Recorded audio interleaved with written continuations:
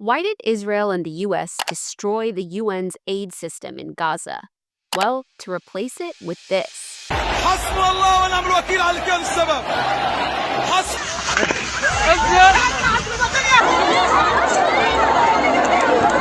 The United Nations Relief and Works Agency for Palestine Refugees, or UNRWA, had decades of experience delivering aid in Gaza, even under the most difficult circumstances, like a decades-long Israeli siege and countless Israeli wars on Gaza. But Israel and the US shut this system down and replaced it with what can only be described as concentration camps, fenced-in distribution centers that are equipped with biometric surveillance technology and manned by US mercenaries. Israel and the US dismantled Gaza's aid system, not to fix it, but to privatize it, militarize it, and use it as a weapon. UNRWA is an internationally backed agency that had the infrastructure and the means to deliver necessary food aid to millions of Palestinians. So why did Israel defund and ban it?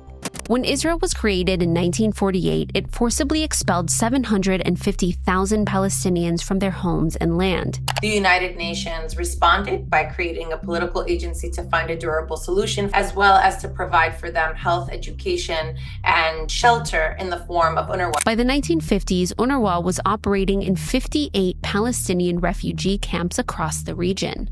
More than half of those camps were in the West Bank, Gaza, and East Jerusalem. UNRWA didn't just offer these new refugees food and shelter. It gave them access to education, healthcare, and jobs by hiring 99% of its staff from the local refugee population. UNRWA was supposed to be a temporary fix until the Palestinian refugees returned home, a right that was enshrined under UN Resolution 194. Now, 76 years later, the refugee tent camps of the 50s have transformed into permanent fixtures, and UNRWA has remained the primary service provider. In the West Bank alone, 96 UNRWA schools educate 45,000 students. Before the genocide in Gaza, UNRWA operated 278 schools for 290,000 students. It ran 22 medical centers and provided food assistance to 1.1 million people.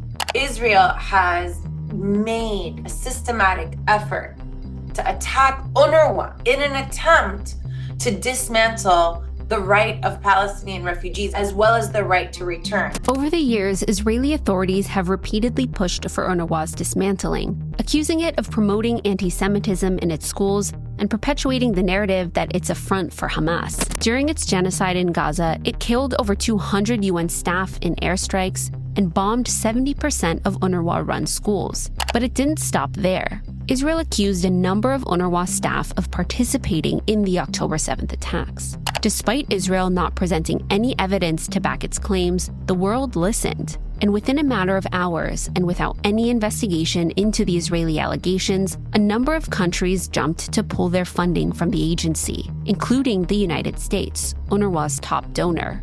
And even though Israel's accusations have largely been debunked, the claim that UNRWA was somehow associated with the October 7th attacks was the final blow that Israel needed. So for Israel, the agency that is sustaining the lives of these refugees is perpetuating a problem Israel wishes would disappear.